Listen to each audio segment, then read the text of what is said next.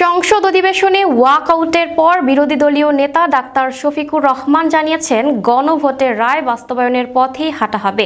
জনগণের চূড়ান্ত ইচ্ছা লঙ্ঘনের প্রতিবাদে সংসদ ও রাজপথে আন্দোলন চালানো হবে।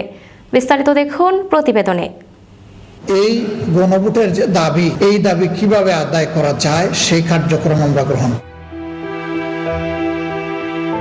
যেভাবে গণভোটের রায় বাস্তবায়ন করা যায় সে পথেই হাঁটা হবে বলে মন্তব্য করেছেন সংসদের বিরোধী দলীয় নেতা ও জামায়াতের আমির ডাক্তার শফিকুর রহমান। বুধবার 1 এপ্রিল সন্ধ্যায় সংসদ অধিবেশন চলাকালে ওয়াক আউটের পর সংবাদ সম্মেলনে এই মন্তব্য করেন তিনি। ডাক্তার শফিকুর রহমান বলেন, আশাহত হয়েছি, জনগণের দেয়া ম্যান্ডেটকে অগ্রাহ্য করার প্রতিবাদে আমরা ওয়াক আউট করেছি। তিনি আরো বলেন, প্রথমে সরকারি দল ও বিরোধী দল সবাই গণভোটের বিষয়ে একমত ছিলাম, কিন্তু পরে জনগণের চূড়ান্ত অভিপ্রায় লঙ্ঘন করা হলো। জনগণের সম্মানে আমরা ওয়াক আউট করেছি। জনগণকে সঙ্গে নিয়ে গণভোটের দাবি কিভাবে আদায় করা যায় সেই চেষ্টা করবেন জানিয়ে বিরোধী দলীয় নেতা বলেন, যেহেতু জনগণের রায় সম্মান করা হয়নি সেহেতু আমরা জনগণের কাছে ফিরে যাব। জনগণকে সঙ্গে নিয়ে যেভাবে গণভোট রায় বাস্তবায়ন করা যায় সেই পথেই হাঁটবে বিরোধী দল।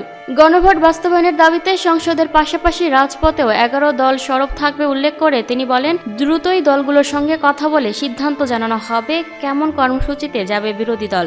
জাতীয় সংসদ অধিবেশনে চলাকালে গণভোটের রায়ের প্রতিফলন হয়নি, অবমূল্যায়ন করা হয়েছে এমন অভিযোগে সংসদ অধিবেশন ওয়াক আউট করেছে বিরোধী দলীয়। এর আগে প্রথম অধিবেশনের উদ্বোধনী দিনে রাষ্ট্রপতির ভাষণ দেওয়াকে কেন্দ্র করে ওয়াক আউট করে বিরোধী দল। আমরা এখন জনগণের দাবি জনগণের কাছেই নিয়ে যাব, যেহেতু এখানে আমরা পারলাম না আদায় করতে। Lucky Akter, up to date news, Dhaka. আমরা ইনশাআল্লাহ জনগণকে সাথে নিয়ে পরবর্তী পদক্ষেপ নেব। প্রিয় দর্শক, এই ছিল আপ টু ডেট নিউজের সর্বশেষ সংবাদ। পরবর্তী সংবাদ সবার আগে পেতে আপ টু ডেট নিউজের ফেসবুক পেজ এবং ইউটিউব চ্যানেলের সাথেই থাকুন। ধন্যবাদ।